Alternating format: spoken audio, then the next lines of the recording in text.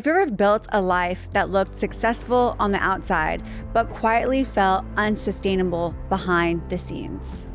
Have you ever tied your worth to how much you could produce, achieve, or carry? Maybe deep down you question who you really are without the grind, scared that if you take a breath to slow down, you'll lose momentum. Today's guest is Laura Higgins, entrepreneur, branding expert, and business owner who built a multi-million-dollar company helping women grow their visibility, content, and personal brands online. From the outside, Laura had every marker of success: the business, the ambition, and the image of someone who had it all figured out. But behind the scenes, the constant pressure to achieve, perform, and keep pushing eventually caught up with her. In this episode, we're talking about burnout, but not just the trendy version we see online. We're talking about the deeper layers underneath the identity built around overworking, the fear of slowing down, the pressure high-achieving women place on themselves to hold everything together, and the childhood patterns that quietly shape our relationship with success. This is Laura's story.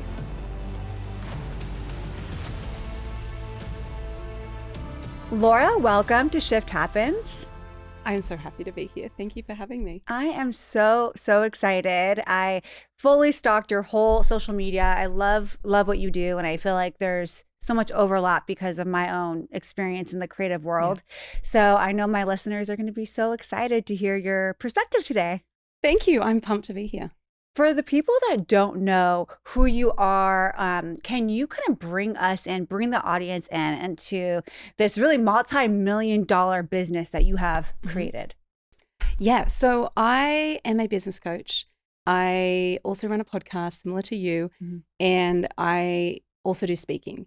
But my core business is coaching creatives, so photographers, designers, consultants, agency owners, videographers, copywriters, anyone in the creative field, helping them to scale their businesses without losing the reason they started, which is I want to express myself creatively. I want to do really good work and I want to feel accomplished and I want to make amazing money, but I don't want to do that at the sacrifice of my freedom, my relationships, my health.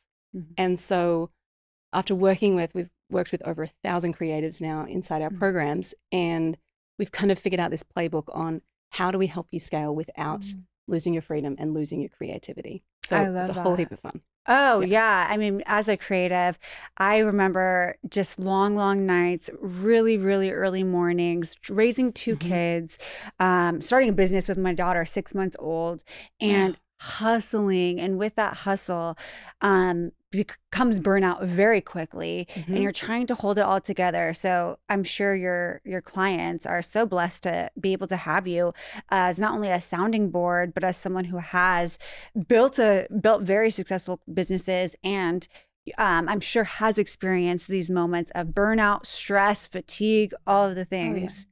Yeah, and I think the thing that is unique for creative business owners is that you start your business, and I know you run a creative business too, and it's like you start your business because you love what you do and you're passionate about it. You're good at what you do. You're good at your craft. But then you very quickly realize, oh my goodness, there's so many other pieces to running a business. I've got to learn how to sell. I've got to put myself out there on social media. I've got to market my business. I've got to price my offer. I need to look after the numbers, the admin, team. All of these other parts come into play. And for most creatives, they don't have a plan for that. No. And so they're winging it. I for sure did not have a plan. I can totally relate, because like you're saying, when you first start, especially if you're like an artist, or if you're doing, like tactile fashion even, or anything within the creative industry, it really is sometimes a hobby at first. You're like, this is fun. This is so cool. Everyone doesn't think I can make money doing this. And then all of a sudden it's like, oh, I'm kind of making money doing this thing that I love creatively. And then it's like, oh, well, actually I'm in demand now, right? I didn't think people were actually gonna like buy from me. Yes. And then it's like, oh shoot, I need help. So then you hire on somebody and you're like, am I paying them under the table? What am I doing here? And you're like, taxes, what's that? It's all, I have to have an LLC, then an S Corp. But you're really building the airplane while you're flying it. quite literally for 100%. most creatives. Oh I yeah. would say. And I think for me, like the reason I coach creatives is because I am a creative. And I started my very first business when I was 23. I was a uni dropout. I was a barista part-time, and you guys say barista? Barista. We say barista. But you know what? Yours sounds way cooler. No one ever says that Americans have a good accent. So no, I feel like it's the same about Australians too. I feel like people are like, oh, I don't like your accent. Anyway. I'm like, you could say anything right now on this podcast and I'd be like, sure, yeah, I believe you because you have an accent. It makes you feel like, well, you have an accent to me too. So there we go. Yeah, it's probably like very California. It's lovely. It's nice to listen to. But I was a barista, and I was making like $400 a week. I was working all the time. I was working from home, and I had really no idea what I was doing. And so I think I just felt like a massive imposter, honestly, when I started my business. And I would like stalk other people's websites and be like, what are they charging? And I didn't have friends in business, so I didn't really know how to ask people, okay, how do I actually get clients? How do I sell? How do I price my offer? I was just good at my craft. And so that learning curve is so, so steep. And I had to figure it out on my own. I had to very quickly learn, how do I market my business? How do I sell my offer? How do I communicate my value? And my business quickly earned 6 figures. And then I launched a second business, which was a web design business that hit 6 figures within the first 3 months. So it was very profitable, very successful business. And for me, I just realized my second business was much easier because I had experience and because I had a plan of, okay, this is exactly how I do it. And so then I had people coming to me being like, how did you do this? Can you help me? And that's when I started coaching and really training people on marketing, sales.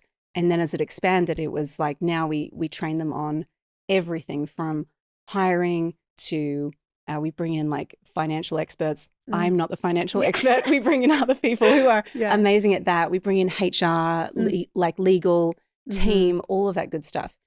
And so I think the big challenge for creatives is if you don't learn the business side, your business will not succeed, and it will actually like kill your soul in the process because being good at your craft is not enough. It's not. Yeah. It is. You are hitting everything on the head that I have felt deep in my bones as a creative and as a business owner and entrepreneur. It's so true. And I think that what's hard is then people will be like, well, I don't want to lose my creativity because I am stressed out thinking about all of these other aspects of building a business. Not to mention social media is so huge now. When I started, I was also 23. Wow. 23. My daughter was 6 months old, and social media wasn't really, it wasn't what it is today. No. So you didn't feel like you had to be the photographer and the videographer and the editor and all of these things, which obviously the goal would be to get to the point where you could outsource all of those things. Yeah. But for some of the listeners, they might be like, yeah, I mean, I'm the creative, but I have to do all these things. I'm not in this place right now where I can afford to outsource everything.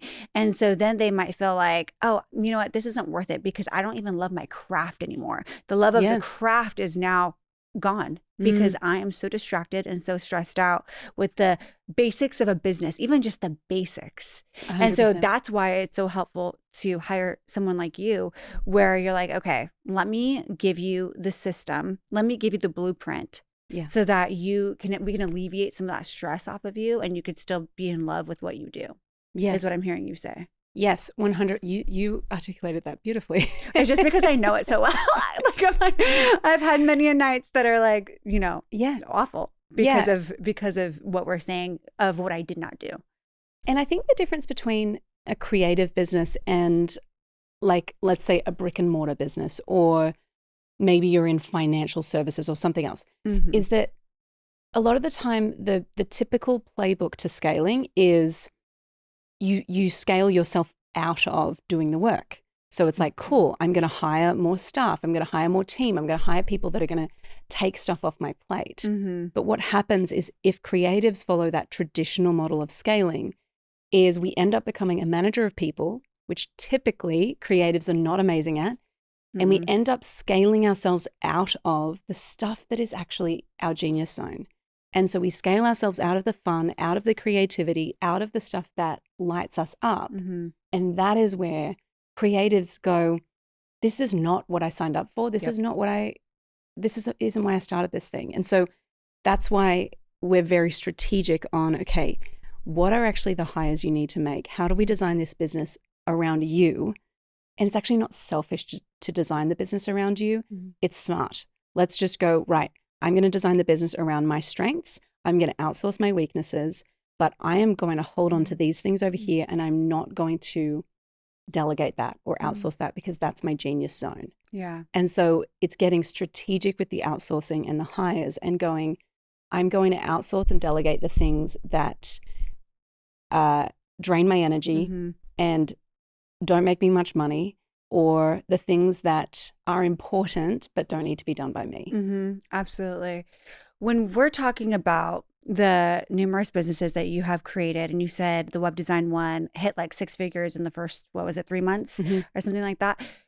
Can you bring me into a little bit about your childhood? Because I'm curious if there's a connection for your ambition to like linked to your childhood. Did you have a childhood where it was like, yes, I need you, I want you, encourage you to be successful or to own your own business or be creative? Like what did that look like for you? Yeah, so I am one of 5. So I'm the middle child of 5, my 5 siblings, 4 siblings and me. And we're like growing up, we were all very, very creative. My parents were both pastors of a church. So we grew up singing, playing music in church.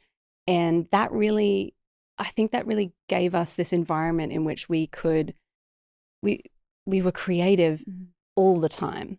So even as a kid, like I would be writing music, writing songs. I remember like writing songs when I was like 5 years old, just like singing my little songs that I'd write. So like we grew up in a very creative environment. That's beautiful. And that was really helpful. Yeah. And so growing up in church has been really helpful for me running a business, because I would see my dad each week as the minister. Yeah, I was going to ask. So he was the pastor of the church? Yes. Okay. Yeah. So he would deliver the sermon or the message every week, and I would see how he would communicate, and I would just by osmosis, really, just by seeing and like going, okay, cool. I've seen how he's worked the crowd. I've seen how he's communicated. I've seen how he speaks or gets a message across. And that really has helped me in how I communicate. So I think if I think about childhood and how that's impacted where I am now, so much of how I communicate, the confidence that I have being in front of stages of people, a lot of that came from performing music, being part of church. Definitely that helped. The other thing I think when it comes to what's helped me in my business is also, again, being a pastor's kid, you see, I saw firsthand my parents building community. And so now what I do with coaching is so much of what creatives are craving is like, yes, they want to grow their business, but really they want to make friends that are like-minded and are generous and are just good humans. Yeah. And so much of what I do is like just connecting amazing people together. And I love, love, love doing that. And so I think those strengths that I have, I can definitely pinpoint back to my childhood and go, oh, I can see the correlation. Yeah. It's interesting because off camera, we were briefly talking about coaching and mindset shifts and mindset blocks that really prohibit us from actually going for, things like coaching, investing in ourselves, betting on our gifts, our talents. And so I'm curious, with you being raised a pastor's kid and being in the church, what did you believe about yourself as far as your worth is concerned? Yeah, that's a really great question. I think there are a lot of benefits. There are a lot of things that I learned about how to show up, how to communicate, how to talk to people at all different stages of life. I learned a lot of that as a kid and growing up. And again, being in different spheres, like I was in a family band and we toured all around the US, and it was hilarious. We did like country folk festivals and whatever. So I feel like all of these things have helped me in business. If I were to think about things that were challenging, I think sometimes growing up in church, you can have, in terms of your worth, because so much of how I grew up was about service. Sometimes it would be tricky to put a dollar value on what you provide.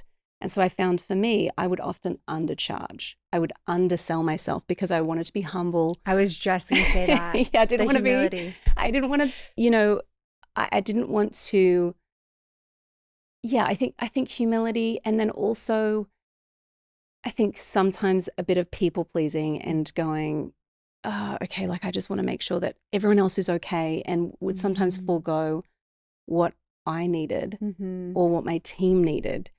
And that has been a learning for me. People pleasing definitely has been a massive learning of, okay, if I don't work through this is going to actually really put a cap on how my business can grow. So that was a big mindset unlock. Yeah. Definitely money stuff. How do I put a dollar value on what I do when I care deeply about service? But I also need to make sure that the business survives, the business is profitable, and service and being profitable are not mutually exclusive. Sometimes it feels like there's a tension. Yeah. Especially growing up in church, there can feel like there's a tension, or it's almost contradictory in a way, right? Yes. I had someone else on the podcast, and he was saying how, and he had misquoted it, but he was like, the love of money is the root of all evil. Or I'm sorry, money is the root of all evil.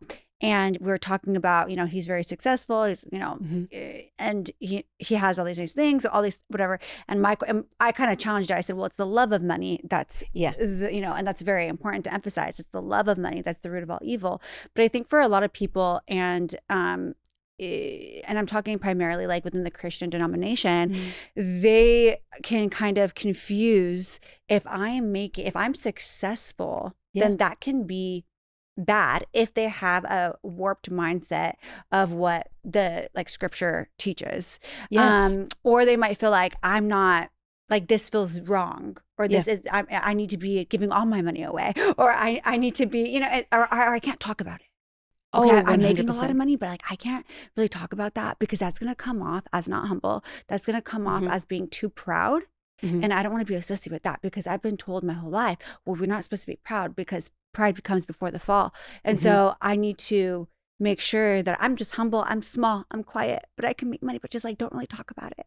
Yeah. Does that make sense? It makes so much sense. And I also think, yes, there's a combination of growing up in church that again I've been so blessed. That has really given me such a leg up, I think. And it's a huge, my faith is a huge part of how I do business.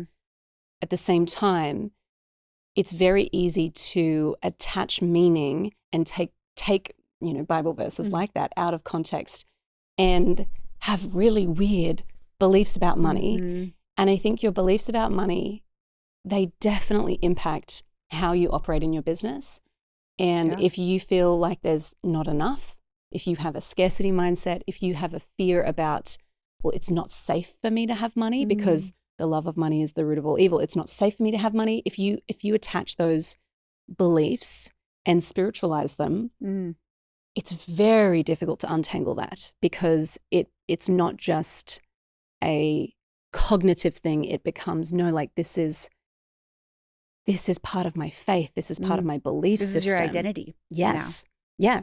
And one thing that I always say to my clients is, your business will not outgrow your identity. And so if your identity says, whether it's about money, whether it's about showing up on social media and putting your offer out there because you don't want to be too showy, whatever the belief is, people who are wealthy they're just terrible people. If you have that belief, then you're going to see that everywhere, and it's going to reinforce that belief. But if you go, okay, what's a healthier belief? What's a more useful belief? And is what I'm saying actually true, or is it something that I've just kind of taken into my worldview? And can I hold this out and actually go, okay, maybe this isn't true, and maybe I need to reassess this. Yeah, absolutely, because it drives everything. It drives how you show up in your relationships, in your business, in your life. Yeah. Who we say that we are, our identity, it really infiltrates. I mean, it's every aspect of our life. And so, speaking about identity, was there a point in your life where you identified as, the hardworking one? Because, again, you have an amazing track record. And so I'm curious your thoughts on that. Yes, I think about me in school. I was always like an overachiever, would just always want to be like top of the class, very competitive. Yeah. Wanted to win. And so definitely throughout all of school, I was very, very hardworking. I was also very strategic. So I would, even in high school, I would pick subjects that I knew, okay, I'll do music and art because I know I'm good at those things, as opposed to science and geography and history. I was like, no. I don't want to do those. So I was strategic, and even as a kid, I was aware of my strengths and my weaknesses, and I would always rather maximize my strengths than try to mildly improve my weaknesses. So definitely hardworking. I think when part of your identity is tied to achievement, it means that you will be a good business owner. It means that you will be successful, but it also does mean that you have to be very aware of burnout, and you have to be very aware of where do you get your sense of self from. Yeah. And so for me, I had a massive journey. I hit pretty significant burnout really about this time last year, and only started talking about it probably a few months ago because it was still very like raw. And when you're like, at some point I will be able to talk about this and it will be helpful and useful. When I was in it though, I was like, hell no, I couldn't talk about it without crying. Yeah. And I wouldn't have had anything You're like, useful. it's not going to be helpful. No, totally. I think it was Amy Porterfield actually. She said that she likes to speak from a scar, not a wound. And so that has been my thought process with talking about my burnout journey. I'm through it now and have learned a lot. Yeah. But what I've recognized in myself is that if you're like, for me, my identity and where I get a lot of my, I really enjoy achieving. And I don't know if you're the same, but I enjoy the feeling of being like, okay, I've ticked things off my list. I'm getting stuff done. Yeah. And I enjoy the feeling of being able to, like, being competent, being able to carry a lot, having a big capacity. I like those things. And I've always been someone that, even as a friend, that I'm like, okay, cool. My friends can rely on me. I'll show up. I have a big capacity. I can hold a lot. And I think the challenge for me was that I had gotten to the point where I was holding a lot and I wasn't recharging myself at the same time. And so I was operating at this pace where I think our business had tripled in the space of 2 or 3 years. So the business had grown a lot and I was still operating like the person who wears all the hats, the person who does all the things. And so it felt like, and again, I don't know if anyone listening to this will relate, but when you start your business, you're kind of like the chief everything officer. You like do all the things and you're in every detail. And so you're like 30,000 feet high, big picture vision. And then you're in the nitty gritty details of like your assistant saying, hey, are you good with me sending this email? And you're like, no, this is not how I'd say it. And like, so you're so in the weeds and so in the zoomed out big picture and doing that for a sustained period of time, being at that level of detail and hyperactive, just that is what really got to me in the end, I think. And so for me, I really had to unwind a lot of the things that I was doing and really look at, okay, if I've hit this point where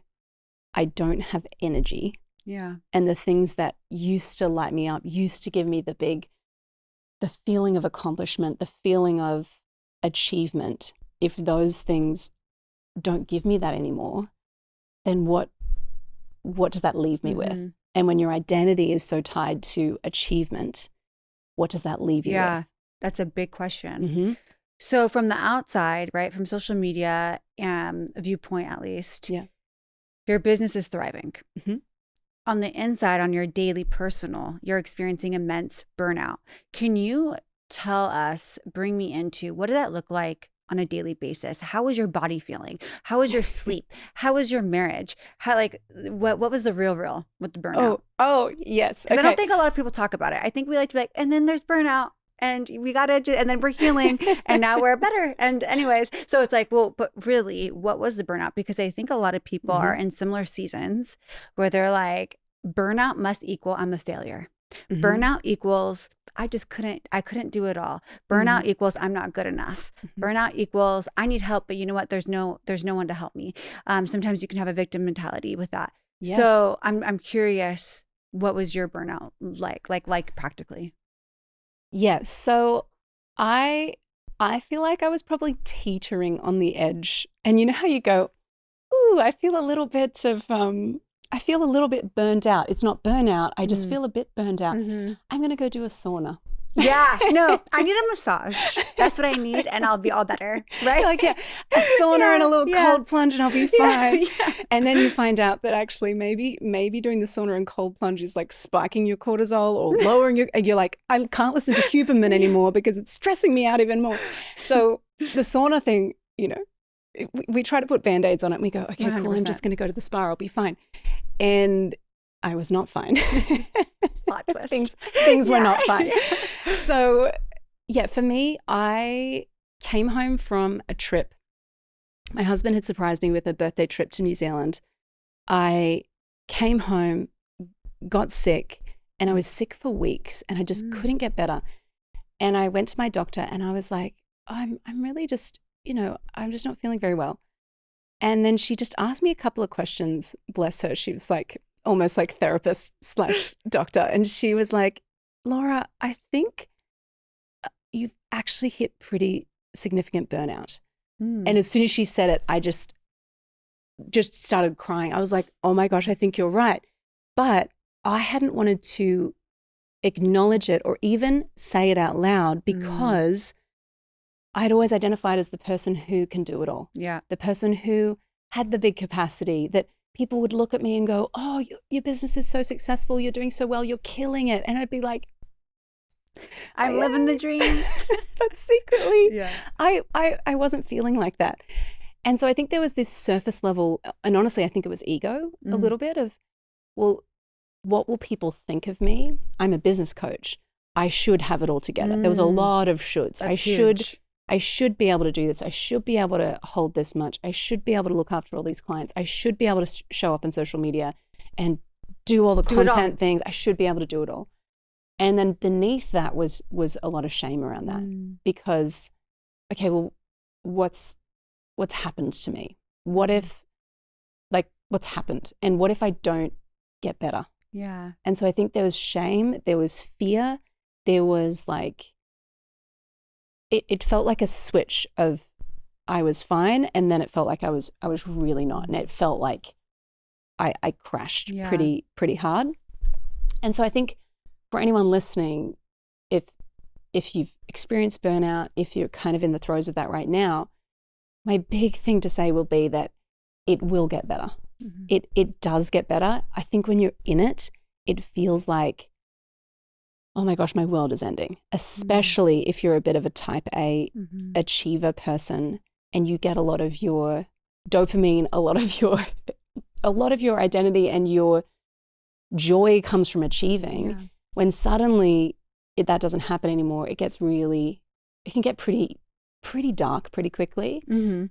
And so I kind of went through this journey, and it was the first month of that, where it just felt like I kind of just fell off a cliff, honestly.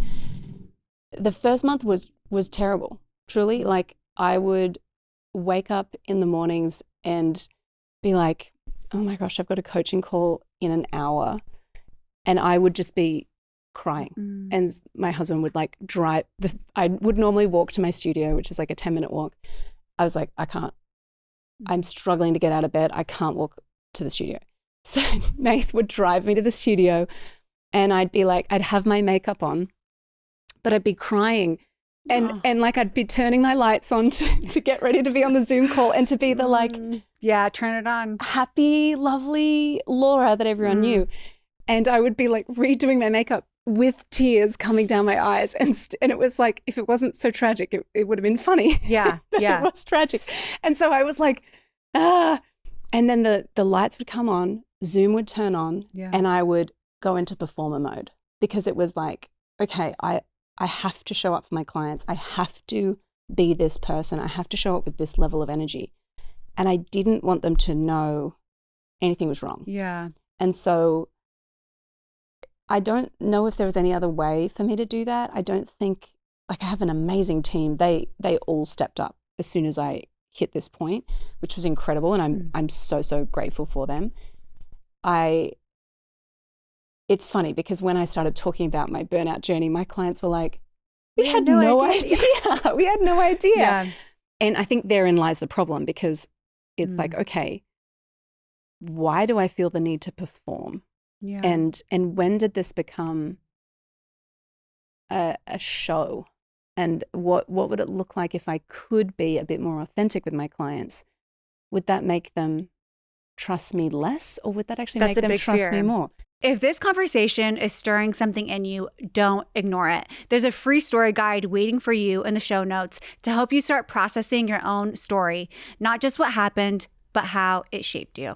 And if you're ready to go deeper, as a coach, I help women unpack their story, process the hard parts, and turn it into clarity, confidence, and impact. You don't have to do it alone. That's a big fear for business owners, especially in the coaching realm of things. Is this going to disqualify me? Am I not going to be a credible voice anymore? They're paying me, first off, to give them this advice. And now I'm battling and going through things. But what did you find in your experience when you were able to open up? The crazy thing about when I finally did start talking about it was that my clients were like, dude, I've been going through the same thing. I wish you had talked about it, because it would have given a bit of, I don't know if there's like an element of, oh, I'm not crazy. Like, someone else is experiencing this too. And she's she's further ahead than me and she's struggling with this. I think I do think it builds your credibility. But there's also this tension of, for me, I was so conscious that I couldn't fall apart. And I think this is the tension for business owners when you hit burnout, is that it's not like, so for example, my sister hit massive burnout. Again, all of my family are very high achievers. Everyone runs businesses. They're all amazing.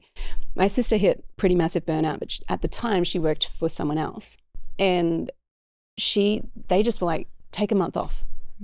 And I was like, when I hit burnout, I was like, I can't take a month off. I was wondering. I was going to ask, like, okay, so are we scaling back? Like, what are we doing to like navigate the burnout?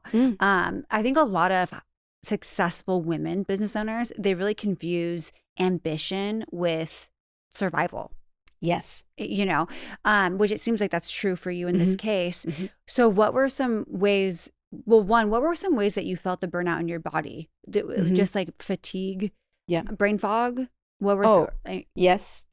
Fatigue, brain fog. I found that I was quite irritable. The biggest thing for me, and this maybe isn't in my body, but it was mentally, I just felt like overnight my creativity disappeared, which as a creative person was terrifying. That was probably the scariest part for me, was like I'd be showing up to a shoot to like shoot content or do the podcast similar to you.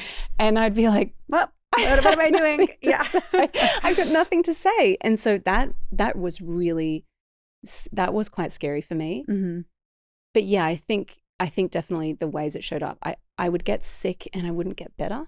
And so I'd have a cold, but I'd have a cold for like 4 weeks and be like, what is wrong? So those were like little signs along the way of something not being quite aligned. right. Yes. Yeah. And like also practically the things I was doing, again, I think like Mel Robbins and like Huberman Lab, they would all be like, oh my gosh, what are you doing? But I would like wake up at 5, I would have a black coffee. I wouldn't eat anything. I'd go work out. I'd come home, have another coffee, and then I think I'd just start working and forget to eat breakfast. And my husband would always be like, you're turning into like a hangry monster. Like you need to eat. No, I'm not. food. I'm just being productive. I'm getting things done. Okay. Yeah, 100%. So I think lifestyle wise, some big shifts I made that are very practical is again, as a woman, I have done a bit of research on this and realized that maybe working out in the morning isn't the best for me. Working out after coffee isn't the best for me. I cut coffee completely. I went to decaf, which was like a massive shift for me. Huge. I was like a 3 coffee a day person. So went to decaf. That helped me a lot. I felt way less anxiety. I felt less jittery and irritable. The second thing was I moved from doing like strength training.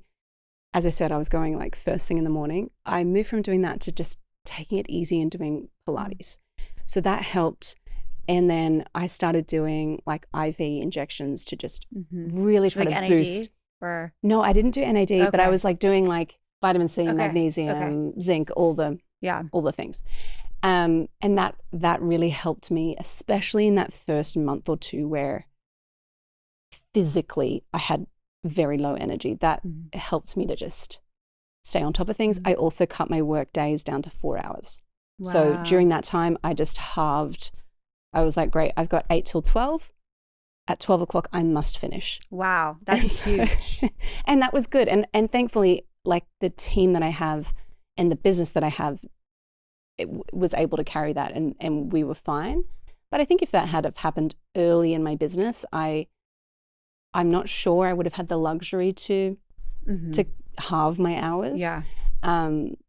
So yeah, I think that those are practical things that helped me a lot. When we tie our productivity, to our worth, right? And then we experience burnout like this. I know for myself, whenever I rest, I confuse it with being lazy. I'll be like, okay, this felt lazy, even though my body probably needed it. Yep. Even though mentally I probably needed that break. How have you been able to reframe your mindset on productivity not equaling like striving and hustle, but like ushering in like a season of rest, not confusing it with being lazy, because that's something that I definitely struggle with. Yes, I if I'm being honest, this is definitely something I'm getting better at, but I think this is something I will always struggle with, and so I think it's the Achilles heel of the thing that makes you brilliant can also make you. It can be a negative and a positive. And so I think the things that make you successful in your business, the attention to detail, the achievement, the excellence, those things can also kind of stitch you up in other areas. And so for me, I had to learn, okay, rest is productive. And in this season, in this burnout season, I recognized, okay, and I had to think of it like a business objective. So I was thinking about, okay, there's this idea called the theory of constraints in your business. And at any point in your business, there is one constraint that is holding everything back. And so it might be your marketing. You might not have enough leads. It might be your sales. You're not converting enough. It might be that your capacity is your biggest constraint. For me, in that burnout season, I would chat with my husband who works in the business with me. And we were like, okay, Laura, the biggest constraint in the business right now is your energy. And so what are we going to do to protect your energy and to refill and re-energize you?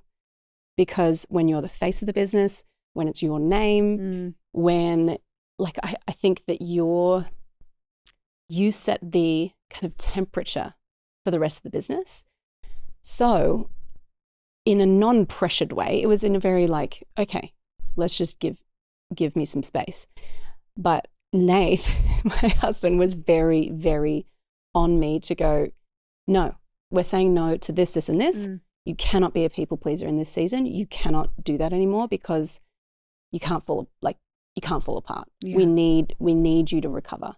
And so we had to treat it like it was a health condition in a way. Yeah. And I think that's what's really weird about burnout is that you can treat it like, oh, it's just a feeling. And I had to go, no, I'm going to treat this like it's a health condition because it's affecting me physically, it's affecting my energy, it's affecting my work. All those things are important to me. So really focusing in on, okay, if energy is my biggest constraint, what are the things I need to do in order to refill my energy again? And that is different for every single person, but getting very, very practical and simple about those things helped me a lot. And then in regard to rest, I think there's a big difference between resting and numbing out. And I think that we can have a tendency to numb out where you watch like 5 episodes of a TV show and you're scrolling Instagram the whole time and you're actually not. That's not resting. No. And it's not, it's kind of like if you don't feel like, oh, I feel calm. I feel like I've had like a bit of recovery. I feel refreshed after this. If you don't feel that, then it's probably not rest. And so for me, it's identifying it wasn't as much about how much time I had off. It was more about, does this refill my tank? And sitting and watching Netflix for 3 hours doesn't. There's a time and a place for it, of course. For sure, yeah, but like me doing that every day of the week, does that actually help me? Yes or no? And so identifying what are the things that fill my cup, and it might be hanging out with friends, or it might be going for a walk with your dog. It might be jumping in the ocean, whatever it is for you that fills your cup. How do we actually prioritize those things through our week? And how do we do just one of those things every day? And so not being hard on yourself, but being just really practical on, okay, I'm prioritizing recovery, I'm prioritizing rest, and there are different ways that I can do that for me. No, I think that's such a valid point. Great point. The other thing too is what I think can be tricky.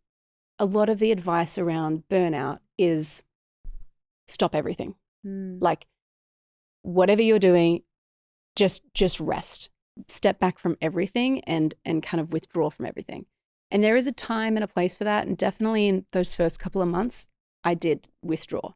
So even socially, if there was, you have those friends that you love them, but they don't fill your cup. No, and they drain you. They drain you. And so it's like, okay, if there's someone that doesn't fill my cup right now, I can't give them my time because that's my energy, and my energy is my biggest constraint.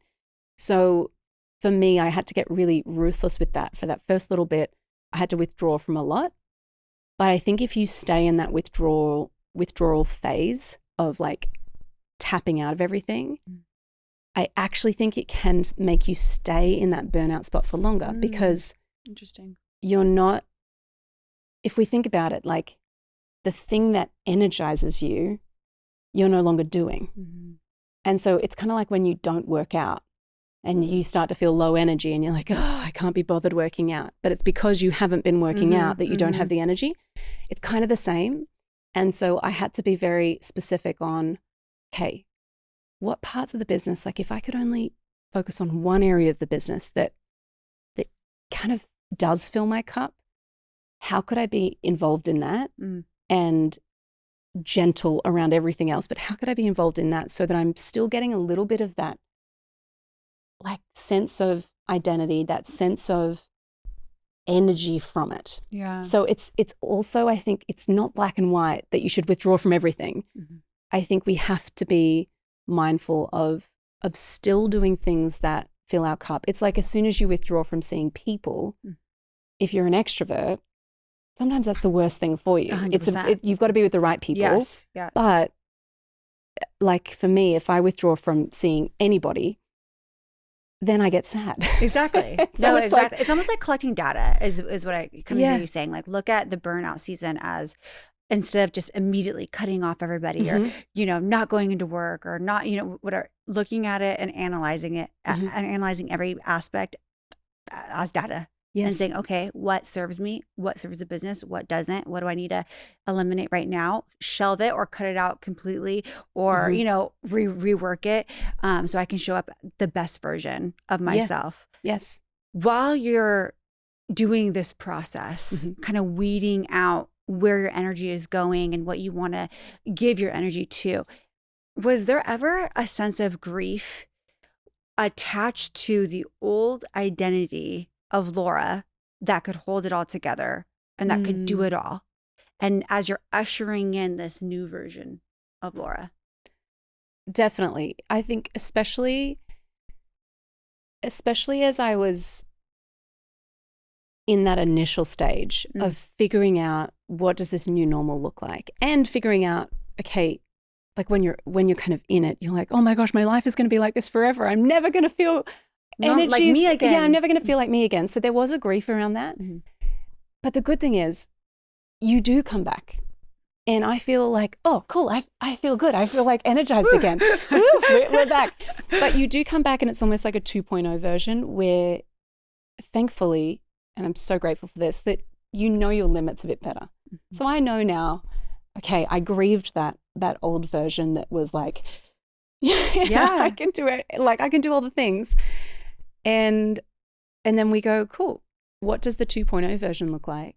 And for me, it's going, okay, if it isn't a heck yes, it's a no. And I'm getting better at being ruthless with what I do and don't do. I've gotten much clearer on if I only do 2 or 3 things in the business, what are those 2 or 3 things that drive the rest of the business forward? And I think if we're honest, there are only 2 or 3 things that you should be doing that drive the business forward. We don't need to be doing all the things. It's true. So I think, and then I think too, the 2.0 version of me is much better at delegating and letting go of control. 1.0 version was a bit of a control freak. So I think again, it's like the grieving happens. And I think the grief also for me, as I said earlier, was, oh my gosh, am I ever going to be creative again?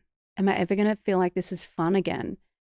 And again, if you are in this season right now, listening or watching this, you will come out of it and you will feel better again. And actually, if you let it, this can mean that the 2.0 version of you emerges that is so much better and healthier and quote unquote balanced, but very aware of your limits and what energizes you. Yeah. I want to say that I can so relate to a lot of the things you said. One, you touched on earlier, a big part of your identity is tied to achievement, being creative, being able to hold it all together.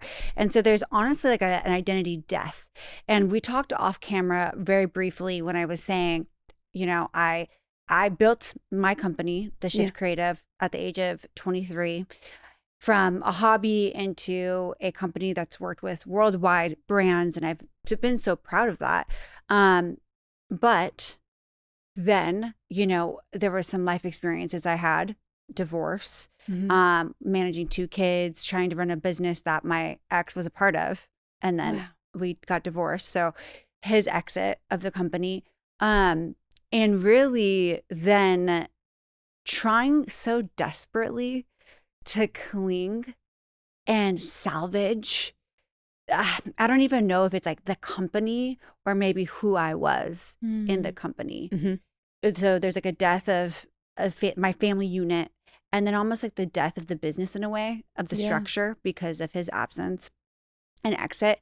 And then almost because of my own personal experiences that I was navigating and not very gracefully, it was directly impacting the business. Yeah. So then I'm still trying to operate at the same level that I was married, but things look so drastically different in my real life. I can't. There's no way I can do it all. I can't be a single mom. And at that point, okay, I'm not saying you can't be a single mom and own a business. I'm just saying in that transition stage, I was just doing everything and anything I could to still be Alexis the woman Yeah. that has 2 kids and is married and has this thriving business and is so creative, and she's always put together and she always shows up on social media and her life just seems so perfect. Yeah. And then it just comes crashing down. And I've restructured a lot of my business because of the divorce. And I honestly think I just was experiencing so much burnout. I couldn't even function as a good leader, to be honest, with my employees. Yeah. And so there were some things that had to change. And it really does feel like death. Yeah. For me in that time. And, you know, if I'm going to be fully transparent, there's still moments, especially as I'm pivoting more into coaching, life coaching and the podcast world, which is completely different than, you know, creative. I was also doing creative consulting and creative coaching as well, but it's just a different realm. So there is this part of me that's like, oh, well, who are you now? You know, you had all these accolades over here. People knew who you were in this industry, and now you're starting over in this. No one even knows who you are in this space yet. Yeah. Right. So there is this death, then there's a fear of the unknown. And I think, to your point, an audit of your energy. Yeah. And a reconfiguration of how you want to do life. And also what success even means to you anymore. Yeah. Was huge. Yeah. Because if we're going to base it on social media, on even the sales, right? And we're basing it all on that, but inside you're just miserable, that's not real success. No. And so I've had to really redefine what it means to me to be successful. And yeah, and I guess that leads into my question to you, which would be, what does success look like for you today? Yeah, and I think one of the things that you said that I think specifically women struggle with is a lot of what you shared is about what other people think. Yes. And this is really interesting because it's like, what is the perception of Alexis, the business owner Alexis versus the true Alexis? And I think when I think about what success looks like for me, I think if someone met me in real life and they see my online version of me, that they would go, oh, you're the same. You're the same as you are online. That you're the exact same person. I think when I've drifted out of alignment of who I'm presenting as and who I actually am, that's when it starts to feel heavy and it starts to feel like performance. And so the learning, and this is the journey that I'm on, and I'm by no means perfect at this, but I'm trying to marry up who I am, who is just Laura, versus who is Laura Higgins, the business coach, the brand, whatever. And that's my big litmus test is if someone met me in real life and they're like, oh, you are not what I expected, then that means something is not linking. And I think too, I feel like the goalposts change. You know, you can hit a certain revenue target and be like, oh my goodness, like this was my dream. I remember when my dream was hitting 10K a month. I'd written in my journal, if I could sign these clients, I could hit 10K a month. And that was the biggest goal for me because hitting 6 figures was like, oh, this is like, I have a real job now. Yeah. And I was 23 and I did it for myself. Like I'm not working for anybody. Yeah. Totally. I'd never had a real job before. So my business is like my replacing a real job salary. And it's proving to yourself that you were capable of doing it. Yeah. So that the 10K, I think the joy of hitting and the fulfillment I felt when I hit 10K, the fulfillment I felt when I hit 30K, 100K, 300K, whatever it is, it's really interesting because you kind of go, I reckon I felt just as much excitement about hitting 10K as I did about hitting 100K. And so the goalposts do change. Yeah. And so I think tying our success to goalposts and moving targets like money or the house you live in or the car you drive, I don't know. I think those things, they get inflated. We start to want different things and that's fine. But I would rather measure my success on something that's a bit more concrete. And for me, especially after going through this burnout journey, I'm just like, if I could have a business that feels very aligned with who I actually am, if I could make the money that I want, support my team to make the money that they want, make sure my clients are absolutely crushing it, like that to me is a pretty good ballpark. And then if the business doesn't destroy my health, again, that's become a big, way more important to me. Having really solid relationships, making sure my marriage is good, making sure my family is good, my friendships, that I'm nurturing those things.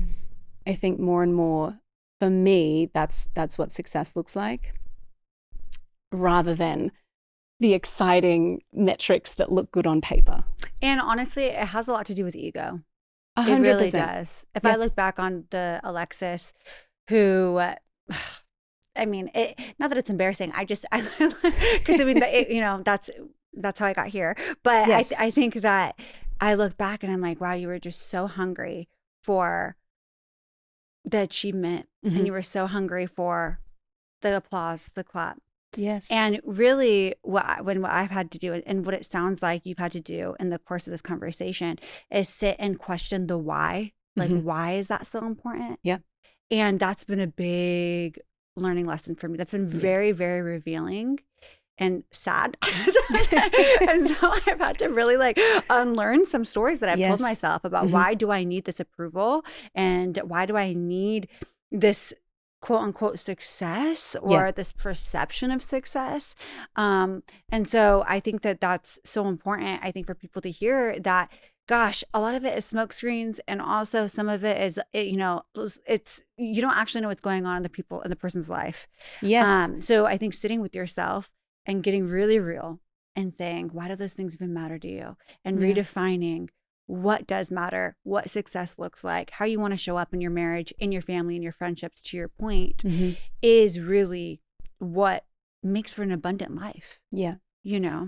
And I do think too, if you are an achiever, that's not a negative thing. Like it's such a positive, but I think it's channeling it into the right thing. Yes. Because if we're achieving so that we can get approval and not be rejected, then it's terrible. Yeah. You're never going to please everybody. Exactly. And I think for women, we do carry this expectation on ourselves to be able to do all the things. And like you were saying, you having that season of being like, okay, I'm now a newly single mom running this quite substantial business. That is a very big feat that you've been able to do. And I also think you need to look back at like your 1.0 version and just be like, I'm so proud of her. She's absolutely crushed it. And been able to do the things that needed to be done with the information that you had. Give myself some grace. Exactly. Because you wouldn't be here if it weren't for that season. And so, I think there's a lot that, especially I think we can be critical of ourselves. And I fall into this too, where you can go, oh, okay, well, why did I feel like I needed to please everyone? Why did I feel like I needed to achieve so much? And it's kind of like, okay, that was just where I was at that time. And I can be so gentle and kind and learn from that version of me. And I guess just be like, okay, we're good. We can move into the next version now. No, I totally can relate to that, and I receive that. What would you say to the woman listening right now that feels exhausted by the life that she has worked so hard to build? And maybe she even feels guilty admitting that. I think it's brave to be honest with yourself and to say, is this what I want? And I remember the month before I really crashed and burned last year, the month before I hit that point, I decided to shut down this mastermind I was running. It was very profitable. I had a wait list of people wanting to get into it. I just had someone pay me in full for the entire year. It wasn't a small amount of money. And I remember I was sitting with my team and they were like, cool, Laura, what are we going to do about this mastermind? Like, we need to kind of map out the next quarter. And I just was really struggling with it. And I kind of was sitting with my team and I just started crying on the call and was like, I don't think I want to do it anymore. And it wasn't my core offer. It was just something that people had asked me to do. And I was like, great, this is fun. I'll do it. Sure. And so thankfully my team was so gracious. They were like, great. Okay, let's shut it down. Let's just do it instantly. You don't worry about the details. We'll figure it out. And I think for me, I felt that was where I felt a lot of the shame. A lot of the advice I'd been given was, oh, Laura, why would you shut this down? It's crazy. It's making you so much money. You should keep doing it. It's a really smart offer. It makes a lot of sense, blah, blah, blah. A lot of guys telling me to do that. Bless them. And I just had this, this doesn't feel good. And shut it down. The following month, we doubled the amount of members we signed into our main offer, the Next Level Club, which is the main coaching program that we have. And it was this lesson for me that, okay, you've got to trust your intuition. And even if it doesn't make sense on paper, trusting your intuition is always, always, always a good call. But B, when you actually let something die, let something go, you get to step into more. And that was like very practically what happened. My number of clients doubled the next month for our core thing. So I'd share that because I think sometimes you know the answer. Like I knew I needed to shut that offer down, but it didn't make sense because there was a bit of ego. There was a bit of fear or scarcity or something else going on there. But as soon as I shut that down, the core business grew. And so for anyone listening who is like, I've built this thing and I just don't know if I really like it or if it's not feeling fulfilling anymore, I would just encourage you to listen to your intuition, listen to your gut, and get quiet enough. Ditch all the noise, all the notifications, social media, whatever, and just actually go, okay, what would this look like if it were easy? What would this look like if it were fun? And what would this look like if it felt like I was thriving? What would that actually look like? And then we can get really honest then about what we want, and then we can take the actions. Because if you're listening to this, you're smart enough and you're equipped to actually do the things. It's just actually getting clear on what you actually want. And I think that's where stepping away from the ego, from the people pleasing, from what will everyone think, and just getting honest with yourself and trusting that when you do that, you're stepping into more, not less. Yeah, I think that, oh, wow, mic drop. Yeah. That was amazing. Thank you so much for sharing your story today and for being so raw and authentic. And I know that the people listening can really relate. I know I can really relate. And so, we just thank you so much for your time today. Thank you. It's been such a pleasure. Thank you for listening to this episode of Shift Happens. Please be sure to review and subscribe so I can keep sharing stories of impact.